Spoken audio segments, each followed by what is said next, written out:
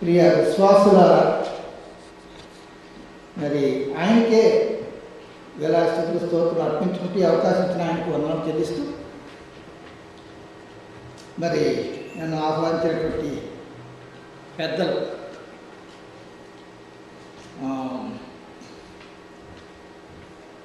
Pattabhi sister గారు, మరి నాకు తెలిసిన వారు డాక్టర్ పెర్సిస్ బండారు గారు, కృష్ణారావు గారు, మరి అలాగే ఇప్పుడు ఈనాడు మరి సహోదరుడు విజయ తల్లారి గారు, తర్వాత సహోదరుడు పాల్ కల్పాల గారు, ఆయన క్వైర్ పాటను చక్కగా లీడ్ చేశారు. అసలు దానిలోనే ఆత్మీయ చింతన వచ్చేసింది. చాలా అది దేవుడి మహిమ. అంతే, మనం మరి ఆయన మహిమ కొరకే సృష్టించబడ్డాం అనేటువంటి విషయాన్ని మనం ఒకసారి యెషయా గ్రంథం 43:7 చెప్తారు. నా మహిమ నిమిత్తం నేను సృష్టించిన వారిని, నా నామం పెట్టబడిన వారిని అందరినీ పిలిపించు అని చెప్పి చెప్తారు యెషయా గ్రంథం. అంతే, మనందరినీ సృష్టించింది ఆయన మహిమ కొరకే అనేటువంటి అది అలాంటిదే కావాలి. ఈనాడు ప్రత్యేకించి అమెరికాలో చాలా అవసరం. అది నాకు ఇక్కడ కొంత కనిపించేందుకు నిజంగా దేవుడికి అనేక వర్ణాలు చెల్లించుకున్నాను ఉన్నంతసేపు. సరే, మరి ముందుగానే చెప్పాను, విశ్వాసులారా, ప్రభునందు ప్రియ విశ్వాసులారా, ఆయన విశ్వసిస్తేనే మనం ఇక్కడికి వచ్చేది, లేకపోతే రావు కదా. మరి ఆయన్ని ముందుగా మనం ఆహ్వానించుంటామేమో ప్రార్థనలో. నేను ఒక వచ్చిన పాట పాడి ఆయన ఆహ్వానిద్దామని ఉద్దేశపెడుతున్నాను.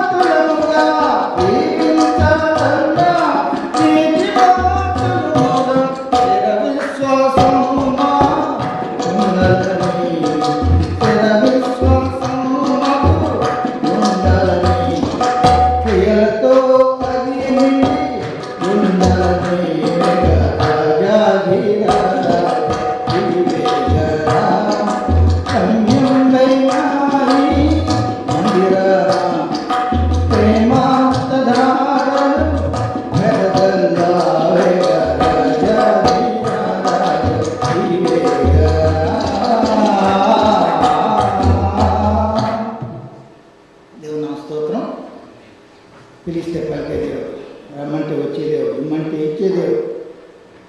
అది మన మధ్యకి రావాలని, మనం అందరూ ఇక్కడ చేరేది ఆయన నిండైన ఆశీర్వాదాలు పొందాలనే ఉద్దేశం. కనుక మన కోరికలన్నీ ఆయనకు ముందే తెలుసు. హృదయ రహస్యం జరిగినటువంటి దేవుడు కనుక మనకు కావాల్సినంత ఏంటంటే విశ్వాసం ఒకటి. విశ్వాసం. కనుక ఆ విశ్వాసాన్ని గురించి మరి నేను పాడడానికి చూశాను. నిబంధన జన్మం అనేటువంటి పాట. దానిలో మొట్టమొదటి వచనం అబ్రహాము నీతికి వారసులమని, మళ్ళీ రెండవ వచనం విశ్వాసమే మా వేదాంతమని.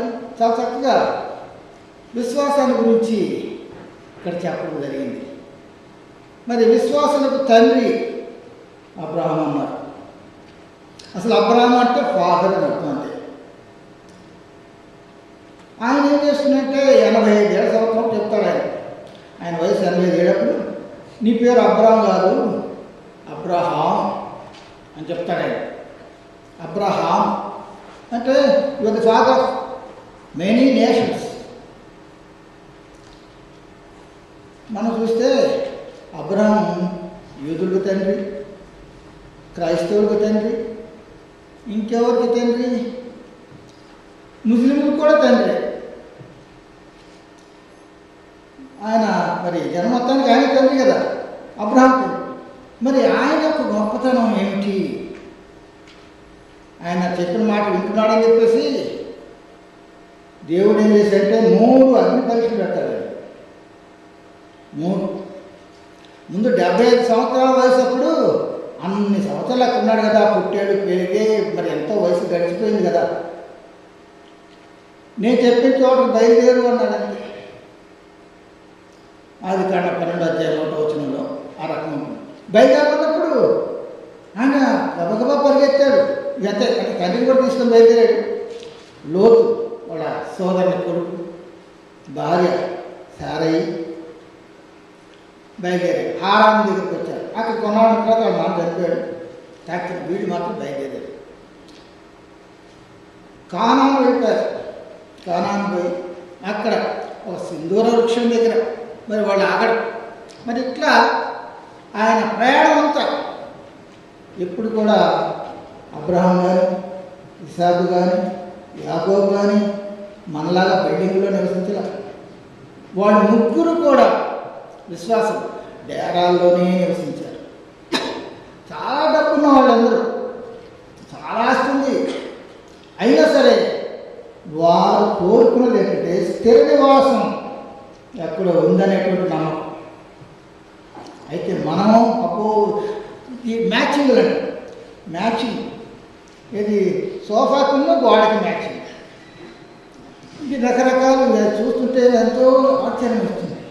మరి అంతటి మహానుభావుడు జాతిపిత, జాతి అనడం లేదు, అది జాతి అనే కాదు, ప్రపంచ జాతి పిత ఆయన. మరి అలాంటి వాడు మరి అబ్రహాము, ఇస్సాకు, యాకోబు వీళ్ళు ముగ్గురు కూడా చాలా ధనవంతులు. అయినా సరే వాళ్ళు డేరాల్లోనే వస్తారు. మానవాసం ఇక్కడ కాదు అని అనుకున్నాడు వాడు. కనుక మరి అలాంటి విశ్వాసం గురించి కొద్దిసేపు మీతో పంచుకోవాలని చెప్పేసి నేను ఇష్టపడుతూ మరి నా పాట పాడుకున్నాం మనం. నీతిమంతులుగా తీర్చబడాలన్నా నేను పాడుతున్నప్పుడు దాన్ని ఆయనకి ఇష్టంగా జీవించాలన్నా స్థిర విశ్వాసం ఉండాలి, అది కూడా క్రియలతో నిండి ఉండాలి అని విశ్వసించాడు ఆయన. మరి యేసు ప్రభు కూడా మరి చాలా పరీక్షలు ఎదుర్కొన్నాడు. అయితే ముందు ఈయన యెహోవా దేవుడు మరి అబ్రహాంని ఏ రీతిగా ఆయన ఏం కోరుకున్నట్టే నీకు విధేయత కావాలి, నీకు విశ్వాసం కావాలి, తర్వాత ఆరాధన. మనం కూడా కోరేది 3. ముందు విధేయత కావాలి. అయితే ఇంకోటి we are just wanted to understand first ఎట్లా హూ ఈజ్ గాడ్ అనేటువంటిది, తర్వాత బిలీఫ్ అనేటువంటిది, తర్వాత ఒబీడియన్స్ అనేటువంటిది. ఇవి ఆయన కోరుతున్నాడు. ఇదంతా అబ్రహాం ఇంకెన్నోసార్లు చెప్పక్కర్లేకుండా బయలుదేరాడు ఆయన. అంతే కనుక్కున్నటువంటి గొర్రెలు మొత్తాన్ని తీసుకుని బయలుదేరాడు. కనుక అలా మనం కూడా ఆయన పిలిచినప్పుడు ఆయన పిలుపుకు చాలామంది సేవకుల మధ్య ఎంతెంతో ఉన్నతమైన విద్య చదువుకున్నటువంటి వారు సేవకరకు దేవుని పిలుపు అందుకుని వెంటనే పరిగెత్తుకుంటున్నారు. అట్లాగే ఈయన ఆదికాండం 12 చెప్పబడిన రీతిగా నీ దేశాన్ని నీ సొంత జనుల్ని విడిచి నేను చూపించబోయేటువంటి ప్రదేశాన్ని బయలుదేరన్నాడు. ఆయన వెంటనే ఒబే అయ్యాడు, బయలుదేరాడు. అయితే అంతకుముందు ఉండే దేశం అది కల్దీయుల దేశం. ఆయన ఉన్న ఊరు అనే పట్టణం, ఆ పట్టణం పేరే ఊరు, అది కల్దీయుల దేశం.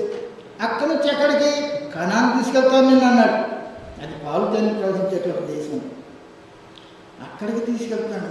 75 సంవత్సరాలకు, సరే 85 సంవత్సరాలప్పుడు ఆయన మళ్ళీ అన్నాడు కనపడినప్పుడు, అయ్యా ఏం లాభం, నాకు అన్నీ ఉన్నాయి, ఏం లాభం, నా వారసుడు లేడు, ఆ ఎలియాగరే వారసుడు అవుతాడు, నా సేవకుడే నాకు వారసుడు. మరి ఏడామంటే 85 సంవత్సరాల వయసు ప్రామిస్ చేస్తాడు.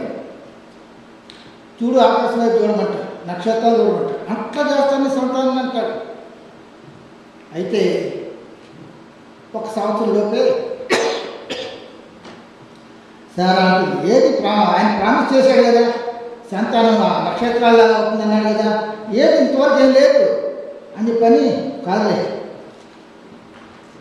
నా చెలికత్తెతో మరి ఆయన్ని పంపించు అని, చెలికత్తెని పంపిస్తాను మీ పని, చెలికత్తెని పంపిస్తే సరే ఇష్మాయిల్ పుడతాడు. ఆయన వయసు ఎప్పుడు 86 ఏళ్ళ,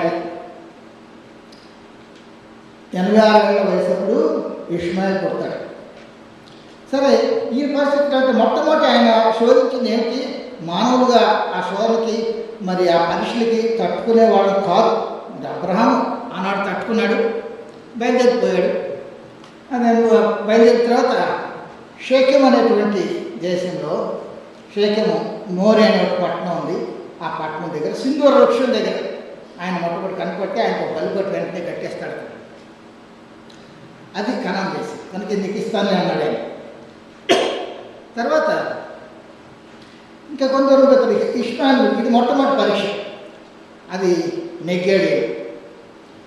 తర్వాత ఆయన ఇస్తానని చెప్పిన తర్వాత సంతానం లేకపోతే 86 ఏళ్ళప్పుడు మరి హాగరుకి ఇష్మాయిల్ పుట్టడం జరుగుతుంది.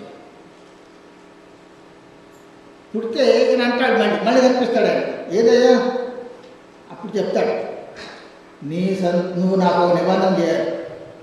ఏమిటి ఆ నిబంధన, మీరు సున్నతి చేయించుకోవాలి. ఈ వచ్చిన వాళ్ళు ఎవరికి సున్నతి లేదు, ఇప్పుడు ఉన్నటువంటి వాడు, అది నాకు మీకు ఉన్నటువంటి కట్టడ అంటాడు. ఆయనకి 99 ఏళ్ల వయసు, ఇష్మాయిల్కి 13 ఏళ్ల వయసు. 86లో పుట్టాడు ఇష్మాయిల్, 86 ఏళ్ళకి. మరి 99 ఏళ్ల వయసు ఇప్పుడు ఇష్మాయిల్కి 13 ఏళ్ళు. వారసులు అందరూ సున్నతి చేసేస్తాడు. ఏది 13 ఏళ్ళ ఆయనకి, అప్పుడు పుట్టిన వాళ్ళకి 99 ఏళ్ళ ఆయనకు. ఇది ఒక పరీక్ష. ఓకే, 99 ఏళ్ళు చేసిన తర్వాత ఈ నిబంధన ఎప్పుడైతే పాఠకం జరుగుతుందో మళ్ళీ ఆయన ముగ్గురు వచ్చి కనిపిస్తాడు. అనిపించినప్పుడు వాళ్ళు ముగ్గురిని మిమ్మల్ని పోనేవనంటే ఇక అప్పుడు వాళ్ళు చెప్తారు, వచ్చేయేడు ఈ సమయానికి మీకు బిడ్డ. అక్కడికి ఏమైతే బిడ్డ నిబంధన పూర్తి అయిపోయింది. 99 ఏళ్ళ వయసు అంటే ఇక్కడ ఈ బిడ్డ పుట్టినప్పటికి 100 ఏళ్ళు. ఆ రకంగా అప్పుడు ఆయన అంటాడు, నా బిడ్డ పుడతాడంటున్నావు, వచ్చాడు వచ్చే ఏడు, మరి నా ఇప్పుడు పుట్టిన బిడ్డ సంగతి ఏమిటి? అది కాదు, ఈసారి పుట్టబోయేవాడే నీ వంశోద్ధారకుడు, అతనికి ఇస్సాకు అని పేరు పెట్టమని చెప్పి చెప్తాడు. శారాకి చెప్తాడు, అప్పుడే చెప్తాడు శారా పేరు శారే కదా శారా అని, ఈయన పేరు అబ్రహాం అని ఇట్లా చెప్తాడు. అయితే మరి నా బిడ్డను ఏం చేస్తావయ్యా, ఇష్మాయిల్ని ఏం చేస్తావయ్యా అంటే ఆ తర్వాత చెప్తాడు, అతన్ని కూడా నేను ప్రయోజకుని చేస్తాను, అతని సంతానాన్ని అభివృద్ధి చేస్తాను, అతను గాడిద వంటి స్వభావం గలవాడు అని చెప్పంటాడు. మరి గాడిద వంటి స్వభావం గలవాడు అని చెప్పేసి అని, అంతేకాదు అతడు ప్రతి ఒక్కరితోనూ పోట్లాడతాడు. అలాంటి వాడే అరబ్బుల 12 గోత్రాలకు మరి కర్త. 12 గోత్రాలు, 12 మంది పిల్లలు పుట్టారు ఆయన ఇష్మాయిల్. ఇది అబ్రహాము వలన కలిగినటువంటిది అభివృద్ధి అనేటువంటిది. బ్రతులాడాడు, అయ్యా మరి ఆయన సన్నిధింటయ్యా నాకు అప్పుడు పొట్లేదు ఇస్తారు, అప్పుడే చెప్పేస్తాడు అనమాట. సరే నేను వదిలిపెట్టను, మరి అతన్ని మరి అరబ్బు 12 తెగలకి వంశకర్తగా చేస్తాను, అతను కూడా అభివృద్ధి పరుస్తాను అని చెప్పేసి అంటాడు. మరి ఈ రకంగా మరి రెండవ పరీక్ష ఏంటి? రెండవది ఏంటంటే, మరి ఇతన్ని ఏం చేస్తావు? ఇష్మాయిల్ అంటే బాగా మమకాన్ని పెంచుకున్నాడు. 13 ఏళ్ళ వయసు అప్పుడు సున్నతి చేశాడు ఆయన 99 ఏళ్ళకి ఆయన చేసుకుంటూ ఆయన కూడా వాళ్ళందరికీ ఆయన చేసినట్టు బైబిల్లో రాశాడు, సున్నతి చేయబడ్డట్టు అందరికి. అట్లా ఎప్పుడైతే సున్నతి చేసి ఆ కట్టడి పాటికలు జరిగిందో ఆ తర్వాతే అబ్రహాం కుమారుడు పుట్టాడు. కనుక ఆయన విశ్వాసం ఇంకా ఇతను విశ్వసిస్తున్నాడు కాబట్టి వదిలిపెట్టట్లేదు, ఇంకా ఏం కావాలి, ఏంటో ఏంటో ఏంటో చెప్తాడు ఆయన. ఆఖరికి ఇష్మాయిల్ పుట్టిన తర్వాత ఇంకా పెద్ద అగ్ని పరీక్ష పెట్టాడు. నీవు మోరియా కొండ మీద ఇష్మాయిల్ని నాకు దహన బలిగా అర్పించు అని అంటాడు. మరి మనం ఒకసారి చూస్తే ఆదికాండం 22వ అధ్యాయం 2వ వచనంలో మరి ఇతను ముద్దుల కొడుకు అతను, ఆయన దహన బలిగా అర్పించమని చెప్పేసి అంటాడు. అప్పటికి తీసుకెళ్తుంటే అడుగుతాడు కుమారుడు, డాడీ ఏంటి కట్టెలు ఉన్నాయి, కత్తి ఉంది, నిప్పు ఉంది, మరి బలిపశువు ఏది అంటే యెహోవా ఈరే అంటాడు. యెహోవా ఈరే అంటే దేవుడే కొండ మీద చూసుకుంటాడని. అంటే మన వాళ్ళు ఇప్పుడు కొండ మీద చేసేసి దేవుడే చూసుకుంటాడని చెప్తున్నారు. దేవుడే కొండ మీద చూసుకుంటాడు అనేటువంటి మాట ఎంతగా నమ్మి చెప్పాడు. ఆ మాట ఎంత నమ్మాడు లోపల. మరి ఆయన ఏదో ఉంటుంది, దేవుడు మాత్రం నాకు అన్యాయం చేయడు అనేటువంటి మాట, అంత గాఢమైనటువంటి విశ్వాసం. ఎటువంటి అగ్ని పరీక్షలు 3. ఆ రకంగా ఎప్పుడైతే మనం గాఢంగా ఆయన్ని నమ్ముతామో, ఆయన విశ్వాసం ఉంచుతామో, తప్పనిసరిగా ఆయన ఫలితాన్ని ఇస్తాడు అనేటువంటి విషయాన్ని మనం ఈ రోజుల్లో కూడా గుర్తు తెచ్చుకోవడానికి మరి ఆయన గురించి మనం చెప్పుకోవడం జరుగుతుంది. సమస్తాన్ని ఆయన కోసం విడిచిపెట్టాలి అన్నాడు. అలాగే అట్లనే యేసయ్య కూడా ఈ రోజుల్లో మన వాక్యం ద్వారా మనతో మాట్లాడుతున్నాడు. మరి మత్తయి సువార్త 10వ అధ్యాయం 37-39 మనం చూస్తే అక్కడ కూడా యేసు ప్రభు ఏంటంటే సమస్తమును మరి విడిచిపెట్టి తన సిలువ తాను ఎత్తుకొని నన్ను వెంబడించాలి, అట్లా వెంబడించని వాడు నాకు పాత్రుడు కాదు అంటాడు. తన సిలువను తాను ఎత్తుకొని నన్ను వెంబడించాలి, అట్లా వెంబడించకపోతే నాకు పాత్రుడు కాడు అంటాడు. అలానే లోక సువార్త 14:33 మరి ఆయన ఇంకా ఇట్లాగే యేసయ్యను అర్పిస్తా అంటాడు మన కోసం. సమస్తాన్ని మరి ఆయన్ని అర్పిస్తున్నాడు. మరి అలాంటప్పుడు మరి అట్లా కాకపోతే తనకు కలిగినంతా విడిచిపెట్టిన వాడు నా శిష్యుడు కానాడంటాడు. సమస్త వదిలిపెట్టుకుని నా శిష్యుడు కానాడంటాడు. ఆయన విశ్వాసించే ప్రతి ఒక్కరు కూడా ఆయన శిష్యుడు. అబ్రహాం ఆయన్ని నమ్మి ఆయన నడిస్తే ఆయన స్నేహితుడు అయ్యాడు. అబ్రహాము తన స్నేహితుడు అనేటువంటి మాట మనం వాక్యంలో చూస్తాం. అబ్రహాం స్నేహితుడు అనేటువంటి మాట అంటే యాకోబు 2:23 చివర ఉంటుంది. యాకోబు పత్రిక 2వ అధ్యాయం 23 చివర అబ్రహాం నా స్నేహితుడు అనేటువంటి మాట. మరి అందుకనే అతనికి అట్లా విశ్వసించాడు కాబట్టి అతనికి దేవుని స్నేహితుడు అనేటువంటి పేరు కలిగింది అనేటువంటి మాట అక్కడ ఉంటుంది. సరే, ఈ రకంగా ఈ 3 పరీక్షల్ని ఆయన ఏ రకంగా అయితే అధిగమించాడో ఆ రకంగా మనం కూడా ఆయన మన పూర్తి సమర్పించుకుని ఆయన పూర్తిగా విశ్వసించినట్లయితే తప్పనిసరిగా మనం కూడా మరి అట్లాంటి పరీక్షలు ఎదుర్కోవడానికి అవకాశం ఉంటుందని చెప్పేసి దేవుడు మనకు గుర్తు చేస్తున్నాడు. రోమిలికి రాసిన పత్రిక 4వ అధ్యాయం 4వ వచనం చూస్తే అక్కడ మన ప్రభువైన యేసును మృతుల్లో నుంచి లేపినటువంటి వాని విశ్వాసం ఉంచిన మనకు కూడా అదే రీతిగా నీతిగా ఎంతబడుతుంది అన్నాడు. ఆయన విశ్వసించితే మనం కూడా నీతిమంతులు అయిపోతాం. ఆయన విశ్వసించాలి. అది ముందుగా మనం అనుకున్నాం. మరి నీతిమంతులుగా తీర్చబడాలన్నా ఆయన విశ్వసించాలి. మరి ఆ విశ్వాసం కూడా స్థిర విశ్వాసం ఉండాలి. అది కూడా క్రియలతో కూడిన విశ్వాసం ఉండాలి. క్రియలు లేకుండా విశ్వసిస్తాడు. అందుకని ఈయన క్రియ చూపించాడు. ఎంతసేపు మరి విశ్వసిస్తున్నాడు. ఎప్పుడైతే మరి నీ కుమారుణ్ణి బలిమంటే ఆయన వెనకాడా? వెనకాడితే మరి అది క్రియలేని విశ్వాసం అయ్యి వెనకాడి. కనుక మన పరిస్థితి ఏమిటి? మనం ఏ రకంగా ఉంటున్నాం? క్రియలతో కూడిన విశ్వాసం ఉందా మనకి? అది ఒకసారి మనం గుర్తు తెచ్చుకోవాలని చెప్పేసి మనం హెచ్చరిస్తున్నాడు దేవుడు. ఆయన విశ్వసించిన వారందరి గురించి చెప్తున్నాడు ఆయన. మరి యోహాను సువార్త 1వ అధ్యాయం 12లోనే చూస్తే తను ఎందరు అంగీకరించిరో చూసారా, అక్కడ అంగీకరించిన వారందరికీ అనగా తన నామమున విశ్వసించిన వారికి దేవుడు తన పిల్లలు అవడానికి అధికారం ఇస్తాడంట. దేవుని పిల్లలు అవడానికి అధికారం ఇస్తాడు. దేవుని పిల్లలు ఆయన పిల్లలైతే మరి ఎవరు లోపడు కాదు ఎవరు. కనుక ఆయన విశ్వసిస్తే చాలు అంటున్నాడు ఆయన. కనుక అబ్రహాము గురించి ఎందుకు చెప్పుకున్నామంటే అబ్రహాము ఏ రకంగా విశ్వసించాడో, తర్వాత యేసు ప్రభు కూడా తన తండ్రిని విశ్వసించి తన తండ్రి అబ్రహాము ఏ రకంగా అయితే ఇక్కడ బలివాళ్ళు చూశాడో కుమారుని బలిచ్చినట్టే లెక్క.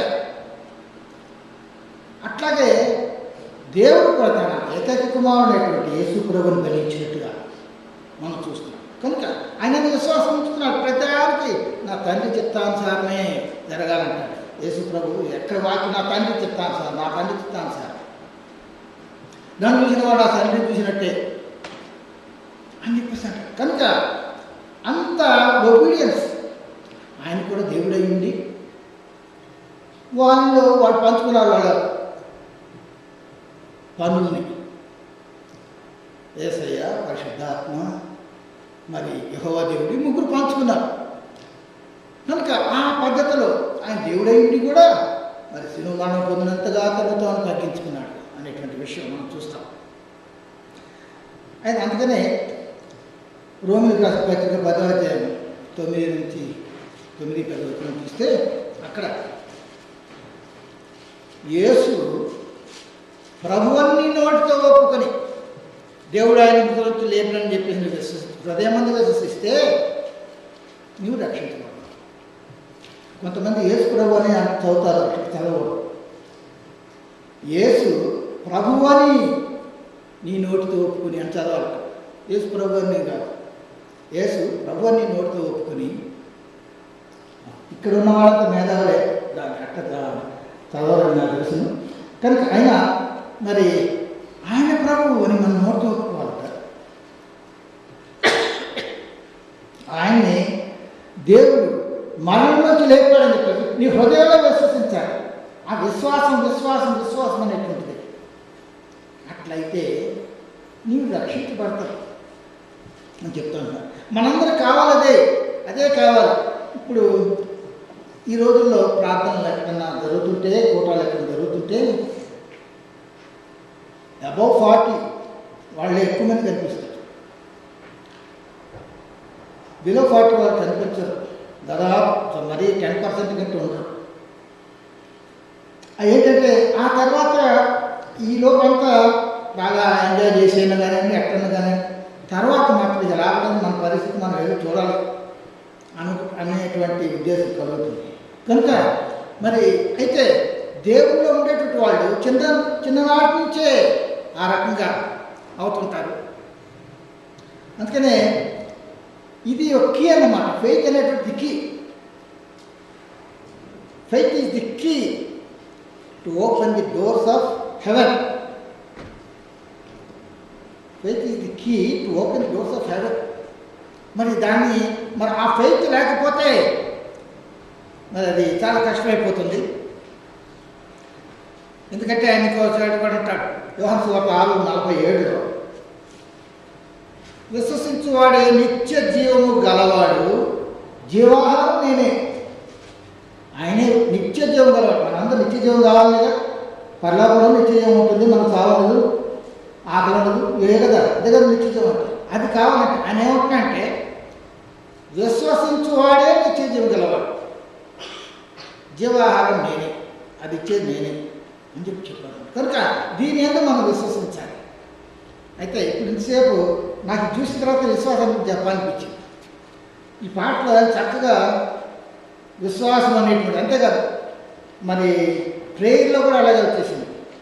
ఇక్కడ ఈ ప్రేయర్ చేసేటప్పుడు కూడా విశ్వాసం అనేటువంటి. అయితే నేను ఇక్కడ చూపించింది వాక్యం ఉందా ఉంది. ఈ పరిస్థితులు చూద్దాం. ఈయన అయిపోయింది కదా, ఒక్క దాని గురించి అనుకున్నాను కానీ సరే. హెబ్రీయులకు రాసిన పత్రిక 11వ అధ్యాయం 31వ వచనం చూద్దాం.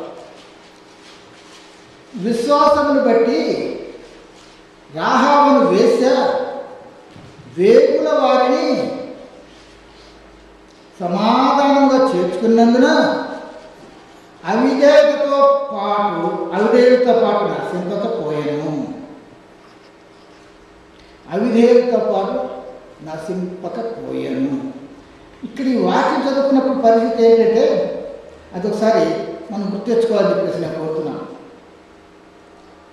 ఎరికో పట్టణానికి యెహోషువ దేవుడిని అడిగి, అయ్యా మరి ఎరికో పట్టణం పోవాలంటున్నాం, అమ్మో చాలా గట్టింది, అది చాలా ఎత్తులో ఉంది, కోటగోడలు చాలా బలిష్టమైనటువంటివి, మాకు ఎట్లా లోపడతారు, మేము జయించలేమి అంటే నీకెందుకు, నేనున్నాను కదా, నీ సైన్యం తీసుకొని పో. ఎంతమంది ఉన్నారు? 40,000 మంది ఉన్నారయ్యా, తీసుకో. 7 యాజకుల ముందుగా బోర్డు పెట్టి పోతూ బొమ్మను మందసం వెనక రమ్మను, ఆ తర్వాత 40,000 మందిని రప్పించు, మీరంతా బయట దిగండి, ఆ చుట్టూత మొట్టమొదటి రోజు ఒకసారి తిరగండి, మళ్ళీ అక్కడ విడుదల చేయండి, మళ్ళీ 2వ రోజు తిరగండి ఆ ఎరుకో పట్టణం చుట్టూ, మళ్ళా 3వ రోజు, మళ్ళీ ఇంకోసారి 4వ రోజు, అట్లా 6 రోజులు తిరిగి 7వ రోజు 7 సార్లు తిరగమన్నాడు. 7 సార్లు తిరగమన్నాడు. ఎట్లా? ముందు వీళ్ళు 7 బోరాలు తీసుకుని ఊపుతుండాల, ఆ తర్వాత మనసు ఉంటుంది, తర్వాత సైనికులు ఉంటారు. అట్లా తిరిగితే 7వసారి నేను చెప్తాను, అప్పుడు ఒక్కసారి అరవాలి, కేకలు పెట్టాలి. ఆ 7వ రోజు 7వసారి తిరుగుతూ కేకలు పెడితే కోటగోడలు పడిపో. అదే ఆయన చెప్పింది.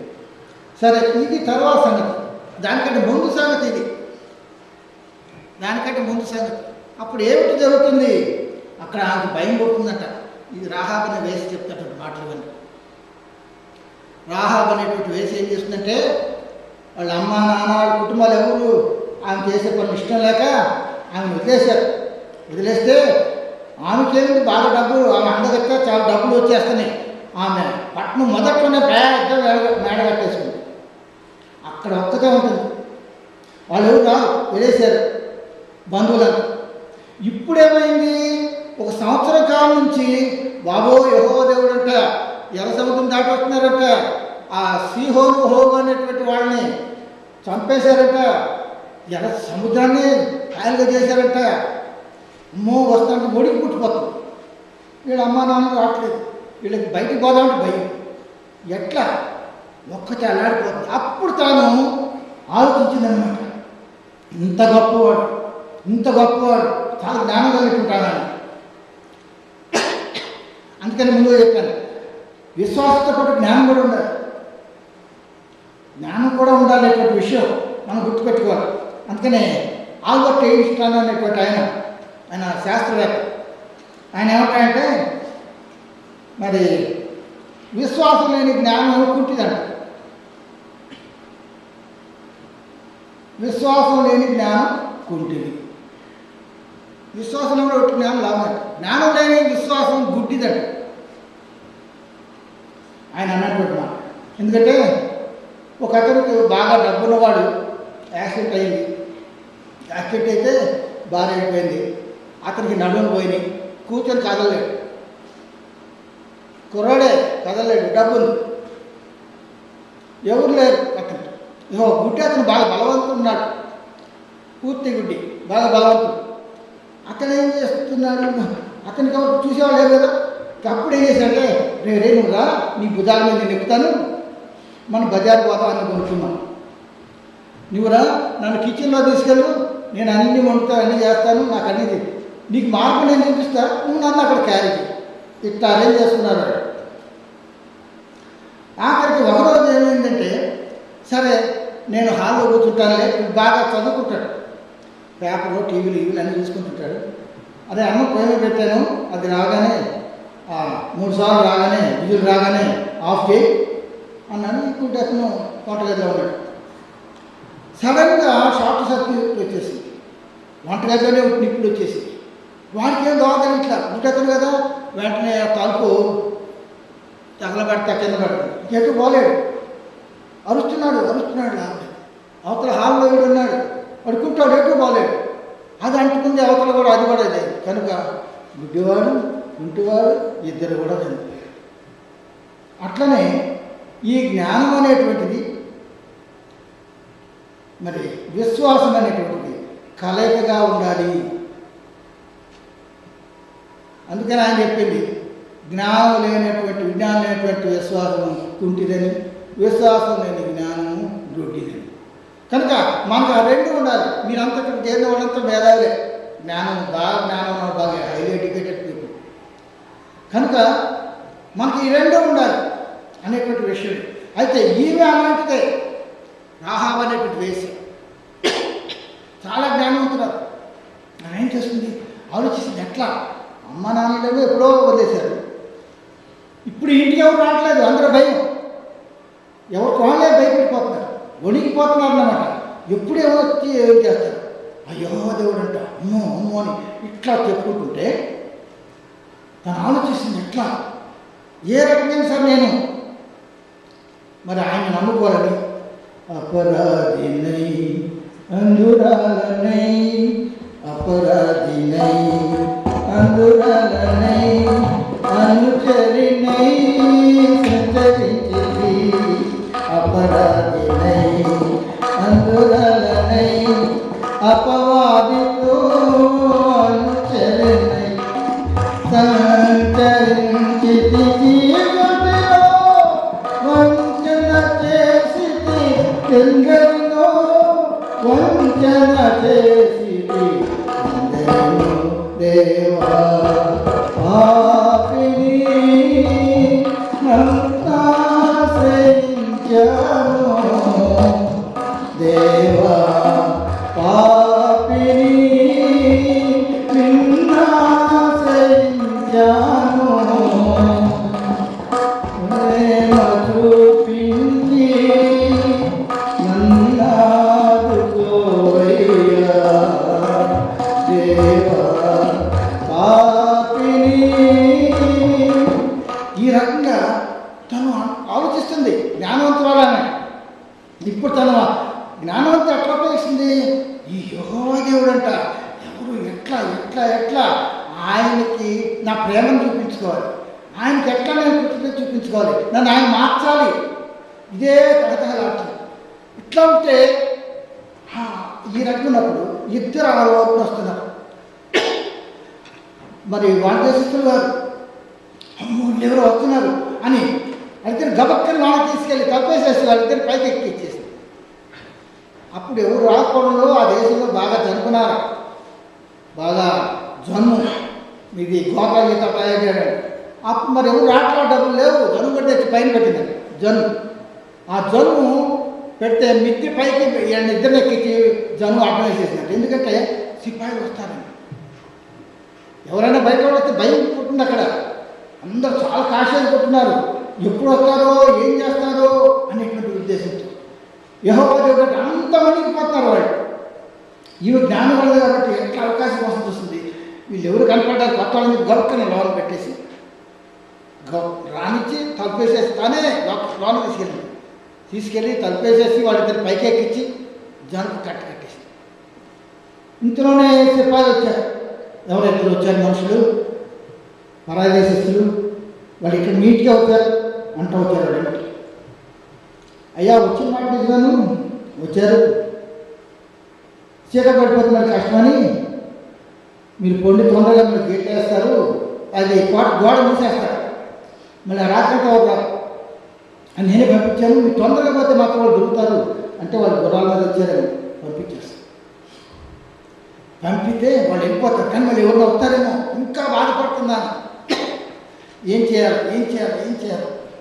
ఎట్లా మరి నాకు మార్గం ఏంటి?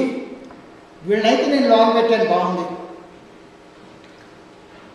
దేవుడు నన్ను ఎట్ట కాపాడతాడు ఏంటని చెప్పేసి తను ఆలోచిస్తూ, దేవా నువ్వే నాకు చూపించాలి, నాకు మార్గం నువ్వే చూపించాలి అని అనుకుంటూ ఆమె ఇట్లా తలస్తుందన్నమాట. నేను ఇప్పుడు మీకు చెప్పింది కూడా తలస్తున్నటువంటి విషయాలే.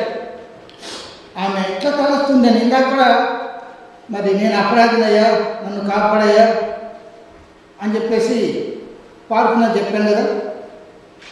అంధకారమే దారి మూసిన నిందలే నన్ను కృంగదీసిన, అంధకారమే దారి మూసిన నిందలే నన్ను కృంగదీసిన, తన చిత్తం నెరవేర్చుతాడు,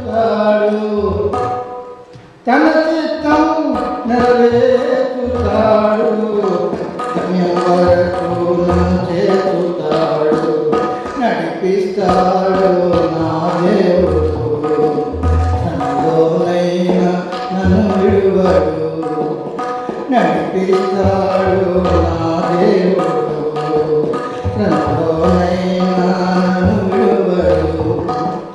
అడుగులు తడబడిన అలసట పైబడిన, చేయి పట్టి పెన్ను తట్టి చక్కని మాట పెట్టి, చేయి కట్టి పెన్ను తట్టి చక్కని ఆలోచన చెప్పి, నడిపిస్తాడు నా దేవుడు, తనలోనైనా నన్ను విడువడు. ఇట్లా నన్ను ఖచ్చితంగా నడిపిస్తాడు. నాకు వణుకు పుడుతుంది, తనకు నిజంగానే వణుకు పుడుతుంది అక్కడ ఉన్నందరికి తిన్నాను. ఆలోచిస్తే ఎట్లా ఏం చేయాలి అని పైన పెట్టాను. ఇంకా ఈ రాబోతులు రాదు కదా, వాటిని ఎట్లా మాట్లాడాలి, ఎట్లయినా సరే ఆ దేవుని గురించి నేను వాళ్ళకి చెప్పాలి, మరి మేమంతా రక్షించబడాలి. ఆ విశ్వాసం అట్లా ఉంది, అంత పట్టుదల. అందుకని వెంటనే ఆ పైకి పోయింది. రాత్రి అయింది, ఇక నిద్రపోతారు వాడు. చాలాసేపు ఇట్లా పడుతుంది అనమాట. పైకి వెళ్ళింది. పైకి వెళ్ళిన తర్వాత ఆ వేగుల వారి దగ్గరికి, వేగుల వారు ఎందుకు వచ్చారు, అసలు ఏంటి, ఎరుక గోడలు ఎట్లా ఉన్నాయి, ఎరుక పట్టణం ఎట్లా ఉంది, జనం ఎట్లా అనుకుంటున్నారు, వాళ్ళ పరిస్థితి ఏంటంటే ఏమి చూడకుండానే లోనికి రాగానే గబక్క లోన తీసుకొని తరిపేసి పైకి ఎక్కించింది. వాళ్ళకేం తెలియదు. ఇదంతా దేవుని నడిపింపు అన్నమాట. దేవుని నడిపింపు లేకపోతే మరి వాళ్ళు ఇవి కట్టబడడం ఏంటి, వాళ్ళ కోసం ఎదురు చూడడం ఏంటి, లోనకు పోయి తలపేయడం ఏంటి, మరి అబద్ధం చెప్పి కూడా అవతల రాజు బట్టలు పంపించాడు. ఇదంతా సరే తను ఆలోచిస్తుంది, ఎట్లా మార్గం ఎట్లా చూపిస్తావు దేవుడా అని ఆమె అనుకుంటుంది. మీరు అన్నీ రాదు కానీ జ్ఞానం కలిగేటువంటి కనుక చెప్తానమాట. అయ్యా మీ గురించి మేము విన్నాం, ఎర్ర సముద్రాన్ని ఎట్ట దాటారో, అక్కడ రాజులందరూ మీరేం చేశారో, ఇదంతా మాకు తెలుసు, మాకు భయం పుడుతుంది అని చెప్పి ఆఖరికి ఏమవుతుందంటే, నేను మిమ్మల్ని కాపాడాను, నేను మిమ్మల్ని తప్పనిసరిగా తప్పిస్తాను, మీరు క్షేమంగా మరి రాజభటుల దృష్టికి కనిపించకుండా వెళ్ళేట్టు నేను చేస్తాను, నాకు సహాయం చేస్తాను, మీరు ప్రామిస్ చేయండి అని అంటుంది, ప్రామిస్ చేయించుకుంటుంది. అంతేకాదు ఎట్లా తన ఒక్కటేగా. ఇప్పుడు చూడండి జ్ఞానవంతుగా అదైంది. తల్లిదండ్రులు ఆమె నెట్టేశారు.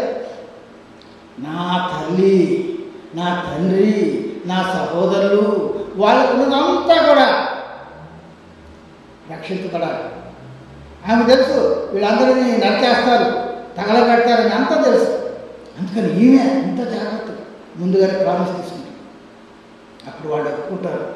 ఒప్పుకొని ఏం చేస్తారంటే ఆఖరికి ఒక ఎర్రదారు కట్టు నీ కిటికీకి, మేము వచ్చి మీ ఇంట్లో వాళ్ళందరినీ మాత్రం తీసుకెళ్తాం, తక్కినంత చంపేస్తాం. అట్లా చేశారు, అట్లనే చంపేశారు, అట్లనే జరిగింది. కనుక ఈ విశ్వాసాన్ని గురించి ఆమె పాపాత్మురాలే దేవుడు అందుకనే ఎంత పాపుడైనా ఆయన చేర్చుకుంటాడు. ఎన్నిసార్లు ఇశ్రాయేలీయులు పాపం చేశారు. ఆయన నీ ముఖం నేను చూపుతున్నట్టు యెషయా గ్రంథం అంతా ఎన్నోసార్లు ఒక్కసారి ఒక్కటో వచ్చిన చూద్దాం. యెషయా గ్రంథం 1వ అధ్యాయంలో మరి ఆయన్ని మనం ఎంత విసిగిస్తున్నాం అనేటువంటి మాట. యెషయా గ్రంథం అంటే నేను మీ చేత బయట చూడని లేదు కదా, అందుకని ఒకసారి చూద్దామని ఉద్దేశం. ఒకసారి 15వ వచనం చూద్దాం. మీరు మీ చేతులు చాపినప్పుడు మిమ్మల్ని చూడక నా కన్నులు కప్పుకుందును. మీరు బహుగా ప్రార్థన చేశాను, నేను వినను. మీ చేతులు రక్తంతో నిండి ఉన్నవి. మిమ్మల్ని కడుక్కోండి, శుద్ధి చేసుకోండి. మీ దృశ్యం నాకు కనబడకుండా వాటిని తొలగింపుడి. కీడు చేయటం మానుడి, మేలు చేయాలని నేర్చుకునుడి. చూడండి, అందుకనే మనకు ఆన్సర్ రాదు. చాలామంది ప్రార్థన చేస్తుంటాం, మనకు జవాబు రాదు. అయితే ఆయన వాక్యం మనం చదువుతున్నాము, అది మనసులో అది స్థిరంగా ఉండిపోవాలి. మన విశ్వాసం ఎలా ఉండాలంటే స్థిర విశ్వాసం అయి ఉండాలి. స్థిర విశ్వాసం కానీ ఎక్కువగా యాంత్రికం అయిపోతుంది ప్రార్థన చేసుకోవడం అనేటువంటిది. నాకు అందుకని వాడు చాలా సంతోషం వేసింది. ఇక్కడ ఆడదని ఎంతసేపు మాట్లాడతాడు ఈయన, బాగుంటే ముగిస్తాడా లేదా అనుకునేవాడు కొందరు ఉంటారు. మరి ఏంటి ఇంతసేపు ప్రార్థన చేస్తుంది, 5 నిమిషాల కంటే ఎక్కువ చేస్తుందా? సాక్షులు 2 నిమిషాలు చెప్పంటే 2 నిమిషాలు చెప్పారు ఇట్లా చూసేవాళ్ళు కూడా ఉంటారు. కానీ ఇక్కడ ఈ చర్చలో నాకు అది కనిపించలేదు. నిజంగా ఆత్మీయత కావాలి. అది దేవుడు కోరుతున్నది. ఆయన మహిమపరచడానికి మనం చేర్చాడు. ఇక్కడ సబ్బాతును పరిశుద్ధంగా ఆచరించమన్నాడు ఆయన.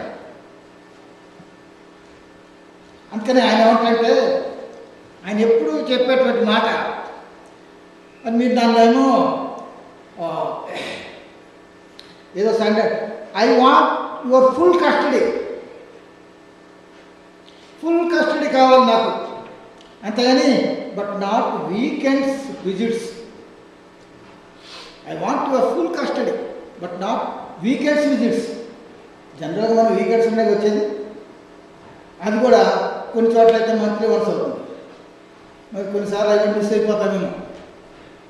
కనుక అలాంటి కావాలని చెప్పేసి అంటాడు. So the race of run is maintain by faith. మరి మన ప్రయాసం, మన పరుగెత్తడం దేన్ని? విశ్వాసం ద్వారానే. అంటే ద రేస్ ఆఫ్ లైఫ్, మన జీవిత యాత్ర is run by faith. And it is not only through your faith but from your grace, for the grace of lord. నీ ఫెయితే కాదు, ఆయన దయ. నేను మంచి కార్యాలు చేశాను, గొప్ప అబ్బో నా చాలా దృఢమైన విశ్వాసం, స్థిరమైన విశ్వాసం కాదు. So we say the race of life is run by faith and won by grace. It is won by grace. So మన జీవితాలు ఎలా ఉంది అనేటువంటిది ఒకసారి మనం తెచ్చుకోవాలి. కనుక అక్కడ ఎప్పుడైతే ఎరుకో పట్టణం గోడ పడిపోయాయో వెంటనే యెహోషువ పంపిస్తాడు ఆ వేగుల్లో. ఎక్కడయ్యా, ఎవరు మిమ్మల్ని రక్షించింది అంటే అదిగో ఆ దారం కట్టే ఎరదారు, go and bring them all. అక్కడ అక్కడికి చేర్పించింది ఆమె. అమ్మని నాన్నని అక్క చెల్లెల్ని వాళ్ళ ఆస్తి మొత్తం ఆయనతో చేర్పించింది. ఆ మొత్తాన్ని మాత్రం తీసుకెళ్ళారు. టక్కన వాళ్ళందరినీ నరికేశారు, మొత్తాన్ని తగలబెట్టారు. ఒక్క బంగారం, వెండి, ఇనప, కంచు పాత్రలు మాత్రం దేవాలయంలో చేర్చారు. ఏ జంతువు కూడా బ్రతకనివ్వలేదు. వీళ్ళ కుటుంబం మొత్తం రక్షించబడింది. మరి ఒక వేశ్య తన ద్వారా తన కుటుంబం మొత్తాన్ని, అది నీవు ఒక్కడిగా చూసుకుంటే లాభం లేదు. నీ కుటుంబం గురించి ఆలోచించావా?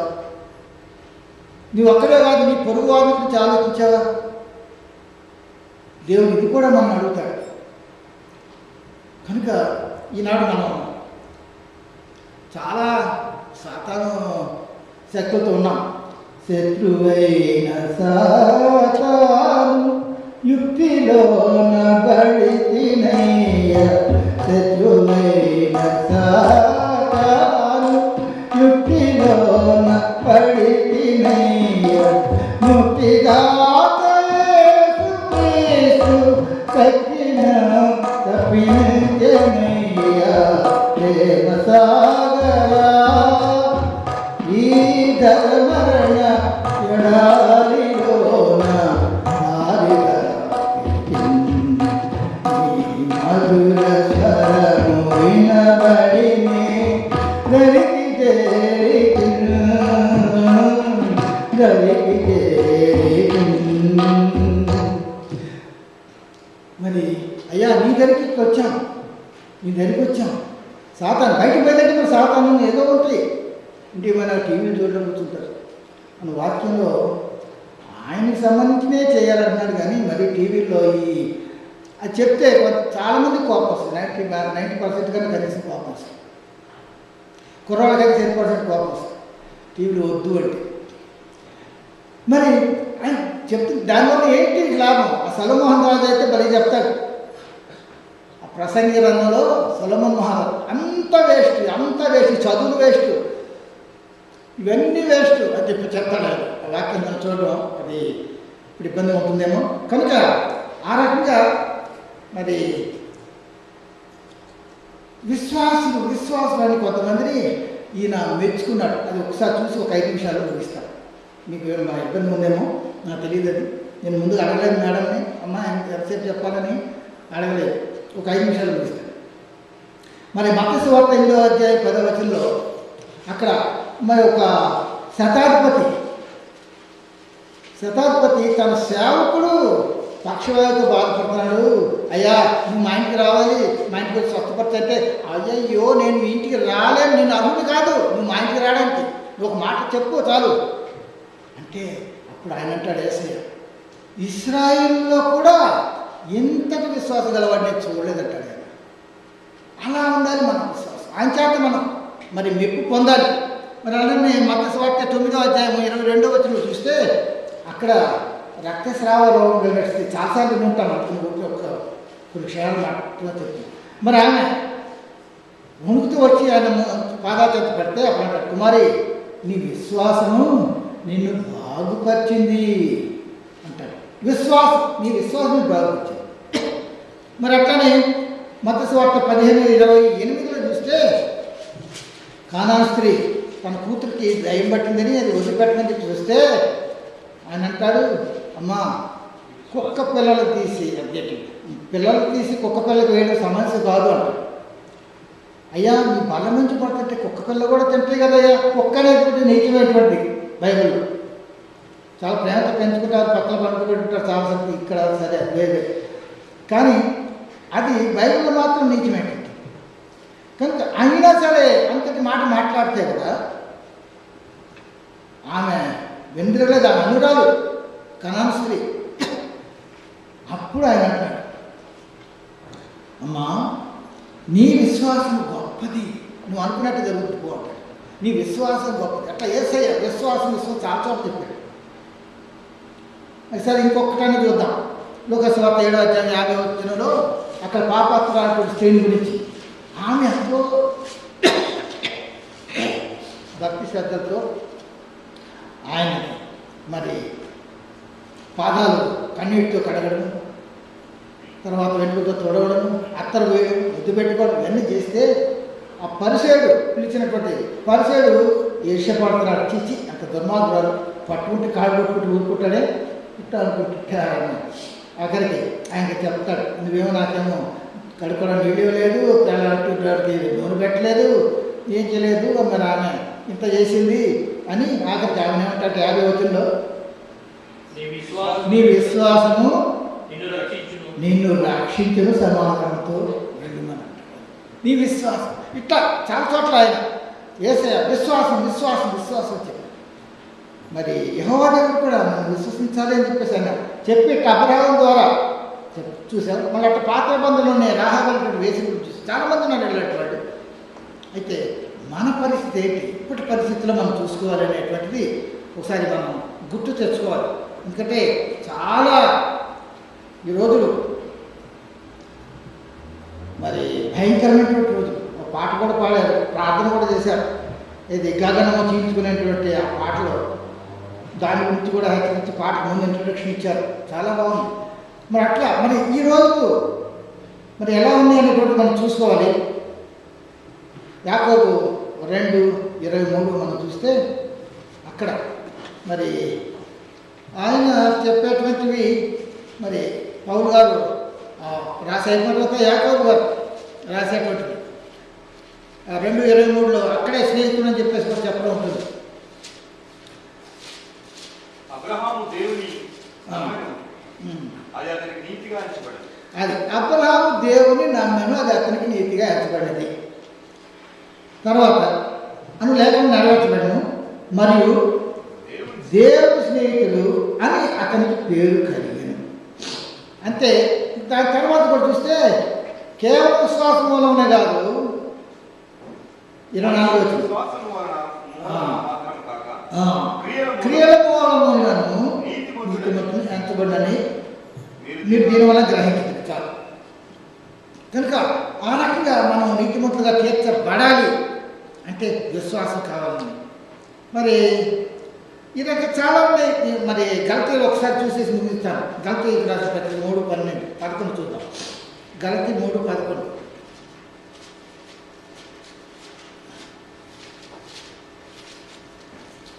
నేనే చూస్తాను. ధర్మశాస్త్రం చేత ఎవడును దేని యొక్క నీతిమంతుడిని తీర్చబడను సంగతి స్పష్టమే. ఎలాగనగా నీతిమంతుడు విశ్వాస మూలంగా జీవించును. సరే, ఇది చాలా చోట్ల రోమీయులు రాసిన పత్రిక 1:17 ఉంది. ఇట్లా విశ్వాసము విశ్వాసము విశ్వాసము అనేటువంటి ఈ మాట. మరి విశ్వాసి ఓ విశ్వాసి అని ఒక పాట కూడా ఉంది, వినుంటారేమో. మరి మనం మరి టైం ఎక్కువైందని నేను అనుకుంటున్నాను.